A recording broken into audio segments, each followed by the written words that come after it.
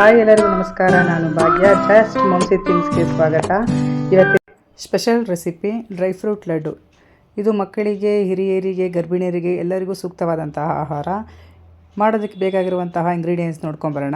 ನಾನಿಲ್ಲಿ ಬಾದಾಮಿ, ಗೋಡಂಬಿ, ಕುಂಬಳಕಾಯಿ ಬೀಜ, ಸೂರ್ಯಕಾಂತಿ ಬೀಜ, ಪಿಸ್ತಾ, ಖರ್ಜೂರದ ಬೀಜ, ವಾಲ್ನಟ್ಟು, ಅಂಜೂರ, ಯಾವ್ಯಾವ ಪದಾರ್ಥಗಳು ಎಷ್ಟು ಹಾಕಬೇಕು ಅಂತ ಹೇಳಿ ಮೇಲ್ಗಡೆ ಮೆನ್ಷನ್ ಮಾಡಿದ್ದೀವಿ.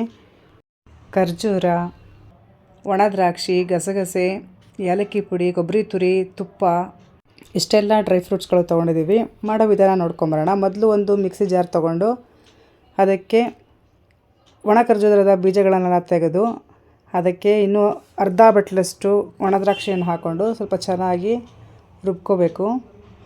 ನೀರು, ಹಾಲು ಏನು ಹಾಕ್ತೀನಿ ಹಾಗೆ ರುಬ್ಕೋಬೇಕು. ಈಗ ಒಂದು ಪ್ಯಾನಿಗೆ 1-2 ಸ್ಪೂನಷ್ಟು ತುಪ್ಪ ಹಾಕ್ಕೊತಾ ಇದ್ದೀನಿ. ಡ್ರೈ ಫ್ರೂಟ್ಸ್ಗೆ ಸ್ವಲ್ಪ ತುಪ್ಪ ಜಾಸ್ತಿನೇ ಇಳಿಸುತ್ತೆ. ಈಗ ತೊಗೊಂಡಿರುವಂತಹ ಡ್ರೈ ಫ್ರೂಟ್ಸ್ನೆಲ್ಲ ಸಣ್ಣಗೆ ಹೆಚ್ಚಿಟ್ಕೊಂಡಿದ್ವಲ್ಲ ಅದನ್ನು ಸೇರಿಸ್ಕೊಂಡು ಒಂದೊಂದಾಗಿ ಎಲ್ಲ ಹುರ್ಕೋಬೇಕು. ಮೊದಲು ಈಗ ಬಾದಾಮಿ ಹುರ್ಕೊಂಡಿದ್ದೀನಿ. ಬಾದಾಮಿ ಚೆನ್ನಾಗಿ ಹುರ್ಕೊಂಡ್ಮೇಲೆ ಗೋಡಂಬಿ ಸೇರಿಸ್ಕೊತಾ ಇದ್ದೀನಿ. ಗೋಡಂಬಿನೂ ಹುರ್ಕೊತಾ ಇದ್ದೀವಿ. ಗೋಡಂಬಿ ಸ್ವಲ್ಪ ಫ್ರೈ ಆದಮೇಲೆ ಕುಂಬಳಕಾಯಿ ಬೀಜ ಸೇರಿಸ್ಕೊಂಡಿದ್ದೀನಿ. ಕುಂಬಳಕಾಯಿ ಬೀಜನೂ ಸೇರಿಸ್ಕೊಂಡು ಸ್ವಲ್ಪ ಚೆನ್ನಾಗಿ ಫ್ರೈ ಮಾಡ್ಕೊತಾ ಇದ್ದೀನಿ. ಕರ್ಬೂಜದ ಬೀಜಗಳನ್ನು ಸೇರಿಸ್ಕೊತಾ ಇದ್ದೀನಿ. ಈಗ ಕರ್ಬೂಜದ ಬೀಜಗಳನ್ನು ಸೇರಿಸ್ಕೊಂಡು ಇನ್ನೊಂದು ಸರಿ ಚೆನ್ನಾಗಿ ಫ್ರೈ ಮಾಡ್ಕೊತಾ ಇದ್ದೀನಿ. ಪಿಸ್ತಾ ಸೇರಿಸ್ಕೊತಾ ಇದ್ದೀನಿ. ಹೀಗೆ ಎಲ್ಲನೂ ಒಂದೊಂದು ಹಾಗೆ ಸೇರಿಸ್ಕೊತಾ ಚೆನ್ನಾಗಿ ಫ್ರೈ ಮಾಡ್ಕೋಬೇಕು. ಈ ರೀತಿ ಡ್ರೈ ಫ್ರೂಟ್ಸ್ ಉಂಡೆನ ಮಾಡಿಟ್ಕೊಂಡು ಡೈಲಿ ಒಂದೊಂದು ಉಂಡೆ ತಿಂತಾಯಿದ್ರೆ ಮೈಗೆ ತುಂಬ ಒಳ್ಳೆಯದು. ಎಲ್ರಿಗೂ ಕೂಡ ಒಳ್ಳೆಯದು. ಇದು ಜಿಮ್ಗೆ ಹೋಗೋರಿಗೆ, ಗರ್ಭಿಣಿ ಸ್ತ್ರೀಯರಿಗೆ, ಹೌಸ್ ವೈಫ್ಸಿಗೆ, ಹೊರಗಡೆ ಕೆಲಸ ಮಾಡೋರಿಗೆ ಎಲ್ಲರಿಗೂ ತುಂಬ ಒಳ್ಳೆಯದು.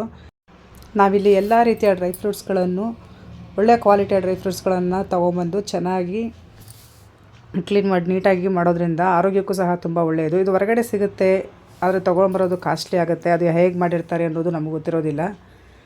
ಅದಕ್ಕೆ 1 ತಿಂಗಳಿಗೆ ಒಂದು ಸರಿ ನೀವೇ ಈ ಥರ ಮಾಡಿ ಇಟ್ಕೊಂಡು ಉಪಯೋಗಿಸ್ಕೊಳ್ಳೋದು ತುಂಬ ಒಳ್ಳೆಯದು.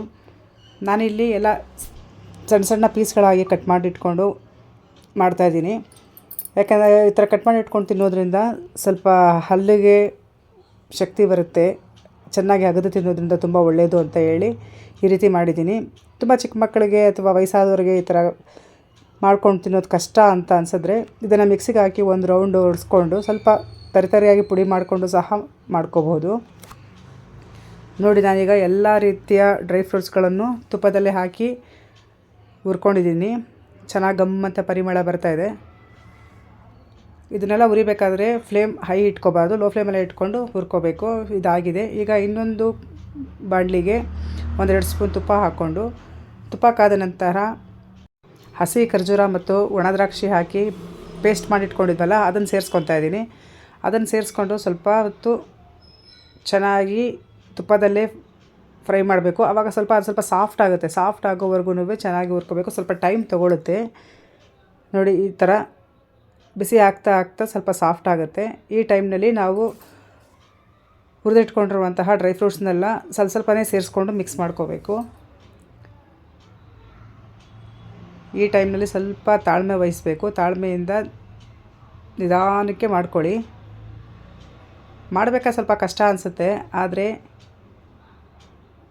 ಮಾಡಾದಮೇಲೆ ತಿಂದು ನೋಡಿದಾಗ ವಾವ್, ಪರವಾಗಿಲ್ಲ, ಇಷ್ಟು ಚೆನ್ನಾಗಿ ನಾವು ಮಾಡಿದ್ದೀವಲ್ಲ ಅಂತ ನಮ್ಮ ಮೇಲೆ ನಮಗೇನೆ ಹೆಮ್ಮೆ ಆಗುತ್ತೆ. ನೋಡಿ, ಈಗ ಎಲ್ಲ ಒಂದಕ್ಕೊಂದು ಹೊಂದ್ಕೋಬೇಕು. ನೋಡಿ, ಈ ರೀತಿ ಆಗಬೇಕು. ಇದು ಸ್ವಲ್ಪ ಬೆಚ್ಚಗಿರಬೇಕಾದ್ರೇ ಉಂಡೆ ಕಟ್ಕೊಂಬಿಡ್ಬೇಕು. ಕೈಗೆ ಒಂಚೂರು ತುಪ್ಪ ಸವರ್ಕೊಂಡು ನಿಮಗೆ ಯಾವ ಸೈಜಲ್ಲಿ ಬೇಕೋ ಆ ಸೈಜಲ್ಲಿ ಉಂಡೆ ಮಾಡ್ಕೋಬೋದು. ನಾನು ನೋಡಿ ಈ ರೀತಿಯಲ್ಲಿ ಮೀಡಿಯಮ್ ಸೈಜಲ್ಲಿ ಉಂಡೆ ಕಟ್ಟಿಟ್ಕೊಂಡಿದ್ದೀನಿ. ನಾನು ಅರ್ಧ ಮಾತ್ರ ಈ ರೀತಿ ಉಂಡೆ ಕಟ್ಟಿಟ್ಕೊತಾ ಇದ್ದೀನಿ. ಇನ್ನು ಅರ್ಧ ಪೀಸ್ಗಳಾಗಿ ಕಟ್ ಮಾಡಿ ಸಹ ನಾವು ಉಪಯೋಗಿಸ್ಕೋಬೋದು. ಪೀಸ್ಗಳಾಗಿ ಕಟ್ ಮಾಡಿ ಉಪಯೋಗಿಸ್ಕೋಬೇಕು ಅಂದರೆ ನಾವು ಫಸ್ಟು ಒಂದು ಬಟರ್ ಪೇಪರ್ ತೊಗೊಂಡೆ. ಬಟರ್ ಪೇಪರ್ಗೆ ತುಪ್ಪ ಸವರಿ ಇದು ಬಿಸಿ ಇರಬೇಕಾದ್ರೆ, ಡ್ರೈ ಫ್ರೂಟ್ಸ್ ಮಿಶ್ರಣ ಎಲ್ಲ ಬಿಸಿ ಇರಬೇಕಾದ್ರೇ ಶೀಟ್ಗೆ ಹಾಕಿ ಸ್ವಲ್ಪ ಟೈಟಾಗಿ ರೋಲ್ ಮಾಡಬೇಕು. ಟೈಟಾಗಿ ಎಷ್ಟು ಟೈಟಾಗಿ ಆಗುತ್ತೋ ಅಷ್ಟು ಟೈಟಾಗಿ ರೋಲ್ ಮಾಡಿ ಆ ಕಡೆ ಈ ಕಡೆ 2 ಸೈಡಲ್ಲೂ ಸಹ ಈ ಥರ ಕ್ಲೋಸ್ ಮಾಡ್ಕೊತಾ ಇದ್ದೀನಿ. ಕ್ಲೋಸ್ ಮಾಡಿಕೊಂಡು 1 ಅವರ್ 2 ಅವರ್ ಹಾಗೆ ಇಟ್ಬಿಡೋಣ. ಇದು ಚೆನ್ನಾಗಿ ಸೆಟ್ ಆಗುತ್ತೆ. ಇದನ್ನು ಬೆಳಗ್ಗೆ ಟಿಫನ್ ಮಾಡೋಕ್ಕಿಂತ ಮುಂಚೆ, ಇಲ್ಲಾಂದರೆ ಸಂಜೆ ಈವ್ನಿಂಗ್ ಸ್ನ್ಯಾಕ್ಸ್ ಟೈಮಲ್ಲೂ ಸಹ ತಿನ್ಬೋದು. ಹತ್ತಿರದಲ್ಲಿ ಯಾವುದಾದ್ರೂ ಯಾತ್ರೆಗೆ, ಟ್ರಿಪ್ಗೆ ಹೋಗಬೇಕಾದ್ರೂ ಸಹ ಇದನ್ನು ಮಾಡ್ಕೊಂಡು ಎತ್ಕೊಂಡು ಹೋಗ್ಬೋದು. ತಿನ್ನೋದಕ್ಕೂ ಸಹ ಅಷ್ಟೇ ರುಚಿಯಾಗಿರುತ್ತೆ. ಇದು 2 ಅವರ್ ಆಗಿದೆ. ಈಗ ಚೆನ್ನಾಗಿ ಸೆಟ್ ಆಗಿದೆ. ಇದು ಕಟ್ ಮಾಡ್ಕೊಳ್ಳೋದು ಹೇಗೆ ಅಂತ ತೋರಿಸ್ಕೊಡ್ತೀನಿ ನೋಡಿ. ನೀಟಾಗಿ ಅಂಗಡಿಯಲ್ಲಿ ಸಿಗೋವಂತಹ ಪೀಸಸ್ ಥರನೇ ನೀಟಾಗಿ ಕಟ್ ಮಾಡ್ಕೋಬೋದು. ಈ ರೀತಿ ಕಟ್ ಮಾಡಿಕೊಂಡು ಒಂದು ಏರ್ ಟೈಟ್ ಕಂಟೈನರಲ್ಲಿ ಸ್ಟೋರ್ ಮಾಡಿ ಇಟ್ಕೊಂಡ್ರೆ 1 ತಿಂಗಳು ಆದರೂ ಕೂಡ ಹಾಳಾಗಲ್ಲ. ನೀವು ಮನೆಯಲ್ಲಿ ಟ್ರೈ ಮಾಡಿ ಹೇಗೆ ಬಂತು ಅಂತ ಹೇಳಿ ಕಮೆಂಟ್ ಮೂಲಕ ತಿಳಿಸೋದು ಮರಿಬೇಡಿ. Thank you for watching.